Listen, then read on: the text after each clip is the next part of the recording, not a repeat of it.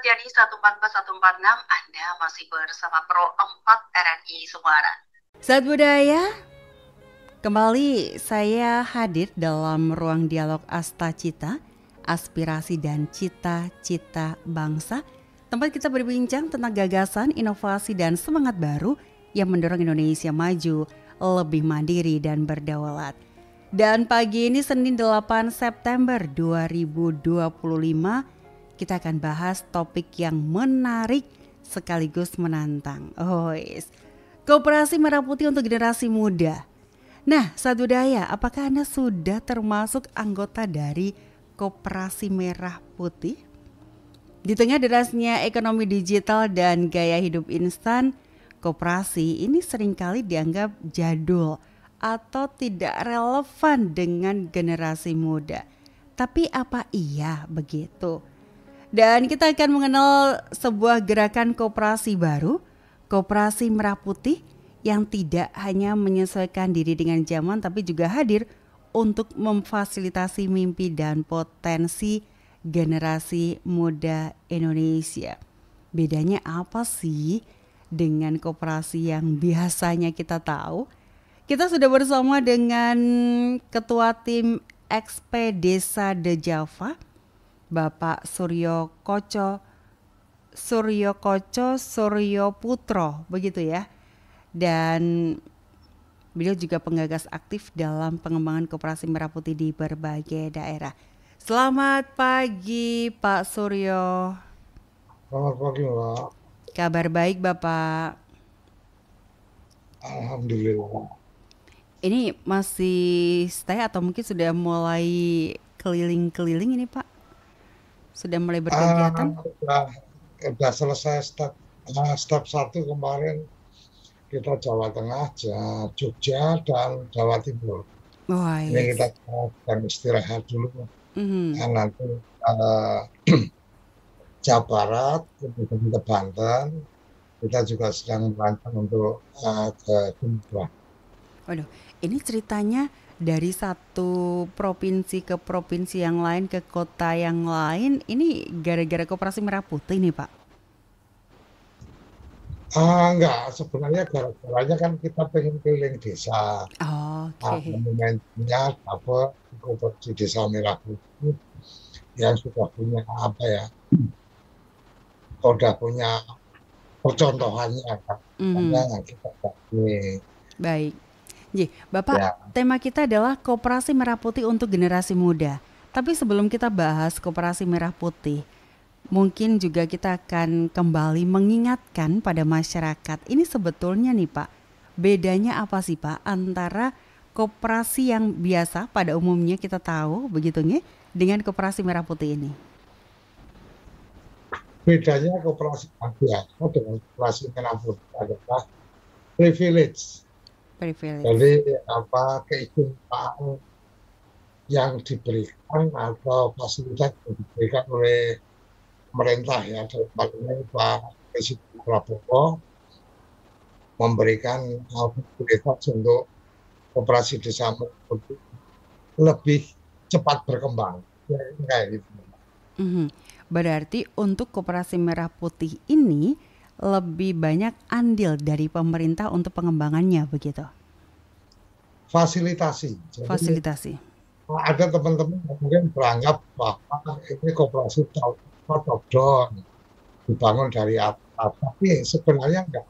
Karena itu sebenarnya lebih pada pemerintah punya kesadaran undang-undang dasar bahwa perekonomian harus dibangun berdasarkan asas kekeluargaan itu koperasi. Nah, kemudian memfasilitasi, mendorong supaya masyarakat berkoperasi. Nah, ketika melakukan usaha, ini kan badan usaha juga. Ketika melakukan usaha, beberapa yang sering mendapatkan kendala kan tentang bagaimana mau berbisnis apa, kan gitu. Nah, ketika Koperasi Merah Putih ini otomatis ada fasilitasi yang akan diberikan di mana pemerintah berkeinginan barang subsidi itu tepat sasaran, terjangkau dengan baik, dengan yang baik, Nah, di sinilah kemudian koperasi merah putih ini mendapatkan fasilitasi istimewa untuk menjadi penyalur dari produk subsidi. Kira-kira itu Mbak, awalnya ya. Oke, oke, baik, baik. Tapi Bapak nun sewu sebelumnya, mungkin tidak terlalu dekat dengan speaker, apa namanya, dengan mic di handphone ya Bapak, biar tidak, Oke, nggih, biar tidak apa namanya, biar lebih jernih suaranya. Baik. oke, gini, Nah, ini lebih jernih Bapak. Siap. ya, Nggih, Bapak, berarti kalau koperasi yang biasa itu kan permodalan dari anggota. Ada iuran wajib, ya, ada iuran sukarela, begitu nggih. Kalau untuk koperasi merah putih, ini modalnya dari mana, Pak? sama, Sama. sama.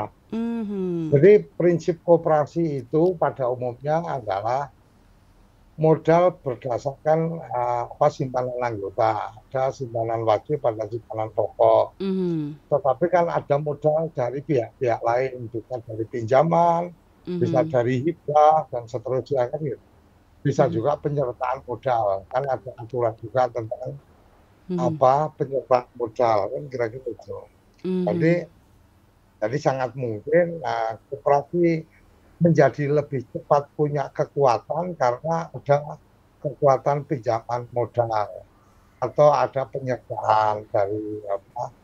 Kalau dulu itu kan istilahnya simpanan sukarela lah ya. Betul. Ada orang-orang yang punya kemampuan lebih, kemudian dia menyimpan di situ untuk kemudian dijadikan modal untuk usaha koperasi. Mhm. Oke.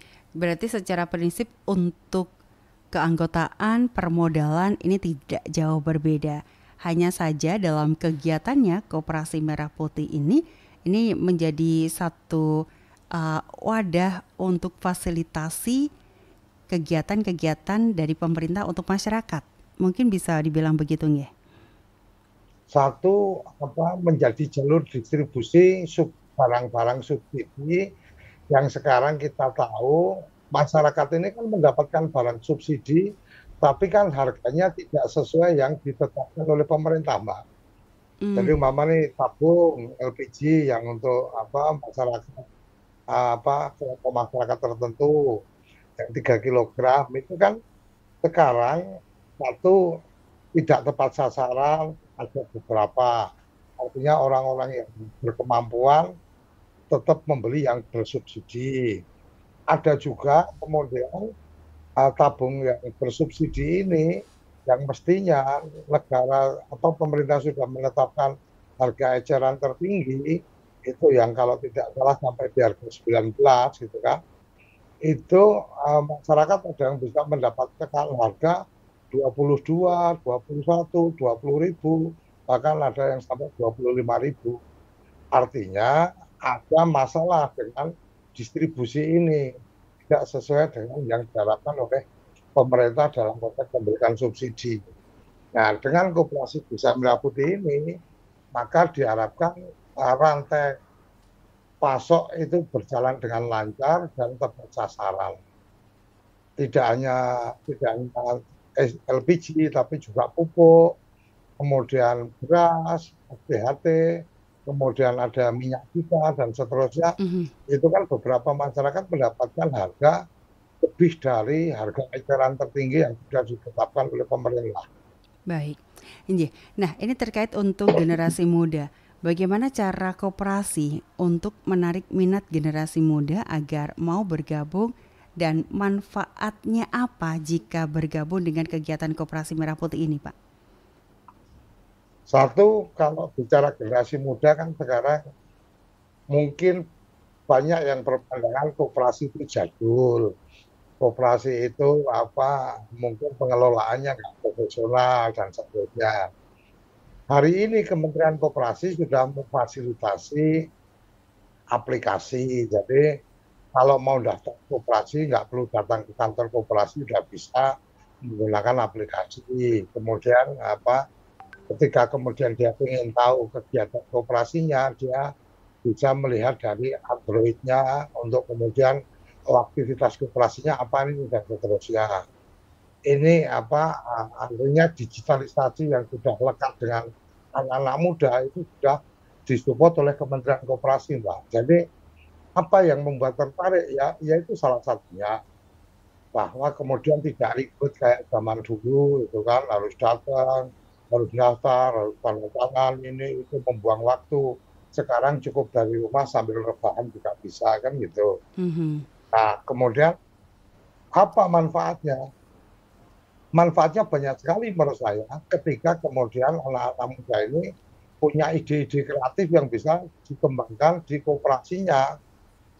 Nah, ini tentang bagaimana teman-teman pengurus juga memberikan ruang kepada anggota untuk berpartisipasi, ini menjadi penting. Seperti halnya umpamanya apakah koperasi hanya menjual produk subsidi? Enggak. Koperasi punya gerai, sembako umpamanya. Ketika kemudian anak-anak muda punya produk-produk tertentu bisa juga dititipkan di situ untuk Oke. bisa ada penjualan. Mhm. Taruh kata kemudian ingin lebih lanjut, apa yang bisa dikembangkan. Anak-anak muda mungkin punya, nih kita ambil contoh nih anak-anak Karang Taruna. Kan ada yang mereka beraktivitas taruh kata seperti mengelola satu kawasan parkir di tempat, kalau di kota-kota ya, kalau di desa mungkin kan di kawasan wisata atau apa.